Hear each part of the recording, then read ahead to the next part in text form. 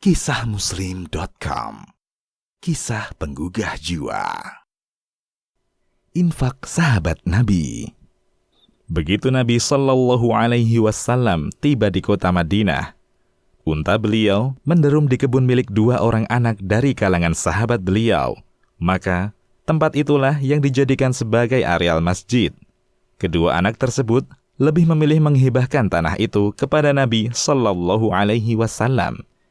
Di dalam hadis tentang peristiwa hijrah yang panjang disebutkan, lalu beliau mengendarai binatang tunggangannya dengan diiringi orang-orang, sampai akhirnya binatang tersebut menderum di lokasi calon masjid Rasulullah Shallallahu Alaihi Wasallam di Madinah. Di tempat itu, hari itu juga beliau mendirikan salat bersama kaum muslimin. Lokasi tersebut adalah kebun kurma milik Suhail dan Sahal, dua orang anak yatim yang berada di bawah asuhan As'ad bin Zurarah. Rasulullah Shallallahu Alaihi Wasallam bersabda, ketika binatang tunggangannya menderum di tempat tersebut, tempat ini insya Allah akan menjadi tempat tinggal saya. Kemudian beliau memanggil dua orang anak pemilik tanah tersebut dan menawar tanah mereka untuk dijadikan masjid. Keduanya berkata, tidak, bahkan kami menghibahkannya untukmu wahai Rasulullah. Rasulullah Shallallahu Alaihi Wasallam enggan untuk menerimanya sebagai hibah, hingga beliau membelinya dari keduanya. Hadis riwayat Bukhari.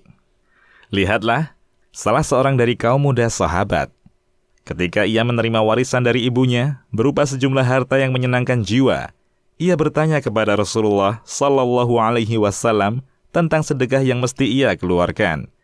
Diriwayatkan dari Uqbah bin Amir, ia berkata, seorang anak datang kepada Nabi Shallallahu Alaihi Wasallam. Menurut riwayat lain, seorang bertanya kepada Rasulullah Shallallahu Alaihi Wasallam, wahai Rasulullah, ibuku telah meninggal dan meninggalkan perhiasan. Apakah aku boleh menyedekahkannya atas nama ibuku? Beliau bertanya, ibumu menyuruhmu untuk melakukannya? Ia berkata, tidak. Beliau bersabda, tahanlah kalung ibumu itu. Ubaidillah bin Abbas terkenal sebagai seorang dermawan. Ibnu Sa'ad berkata, Abdullah dan Ubaidillah, dua orang putra Abbas. Jika keduanya datang ke kota Mekah, maka Abdullah menyebarkan ilmu ke segenap penduduknya, sedang Ubaidillah membagi-bagikan makanan untuk mereka. Ubaidillah adalah seorang pedagang. Pada peristiwa Khandaq, di saat penderitaan kaum muslimin menjadi-jadi, Jabir merasa sedih melihat kondisi yang menimpa Nabi Shallallahu Alaihi Wasallam. Ia memiliki kisah kepahlawanan tersendiri yang ia tuturkan sendiri. Pada hari-hari pertempuran Khandaq, kami menggali parit. Ada sebongkah batu keras yang menghalang. Orang-orang datang menemui Nabi Shallallahu Alaihi Wasallam seraya berkata, ada batu keras yang melintang di parit. Beliau bersabda, aku yang akan turun tangan. Lalu beliau berdiri, sedangkan ketika itu ada batu yang terikat di perut beliau. Kami melewati 3 hari tanpa menyantap makanan. Rasulullah Shallallahu Alaihi Wasallam mengambil godam dan memukulkannya ke batu, hingga batu itu hancur menjadi pasir berhamburan. Aku berkata, wahai Rasulullah, izinkan aku kembali pulang ke rumah. Aku berkata kepada istriku, aku melihat pada diri Rasulullah sebuah kesabaran. Apakah kamu ada sedikit makanan? Istriku menjawab, aku punya gandum dan seekor anak kambing. Aku pun menyembelih kambing dan menumbuk gandum. Lalu aku masukkan daging ke dalam periuk. Aku datang menemui Nabi Shallallahu Alaihi Wasallam ketika adonan telah melunak dan daging dalam wadah di atas tungku hampir matang. Aku berkata, aku mempunyai sedikit makanan. Silakan Anda datang bersama 1 atau 2 orang ke rumahku. Beliau bertanya, seberapa banyak makanan itu? Aku beritahukan jumlahnya. Beliau bersabda, makanan yang banyak dan baik. Beliau melanjutkan, katakan kepada istrimu untuk tidak mengangkat pembakaran dan adonan roti dari perapian hingga aku datang. Beliau berkata kepada para sahabatnya, bangkitlah kalian. Maka segenap kaum Muhajirin dan Ansor bangkit berdiri. Ketika Jabir masuk menemui istrinya, ia berkata, Rasulullah akan datang bersama kaum Muhajirin dan Ansor, serta orang-orang yang ada bersama mereka. Istrinya bertanya, apakah beliau menanyakan sesuatu kepadamu?" Jabir menjawab, "Ya, Rasulullah SAW bersabda, 'Masuklah kalian dan jangan berdesak-desakan.' Beliau mulai memotong-motong roti dan menaruh daging di atasnya, lalu menutup periuk dan perapian bila mengambil daging atau roti darinya. Lalu, beliau mendekatkannya kepada para sahabatnya dan mengambilkannya. Beliau terus memotong-motong roti hingga semua orang kekenyangan, dan ternyata makanan itu masih tersisa.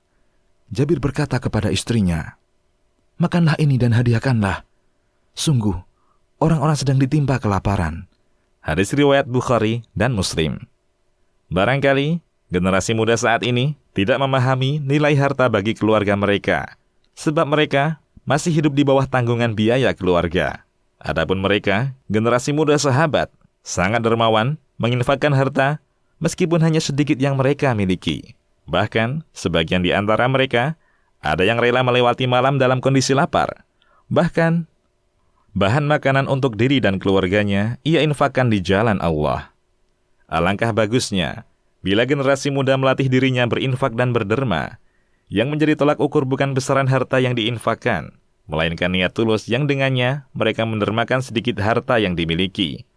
Jumlah yang sedikit ini teramat besar di sisi Allah.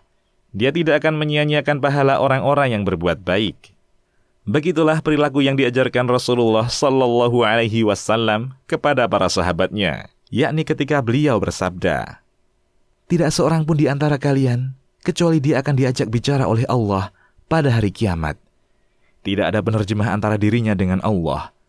Kemudian ia melihat, ternyata tidak ada sesuatu pun yang ia persembahkan. Selanjutnya, ia menatap ke depan. Ternyata neraka telah menghadangnya.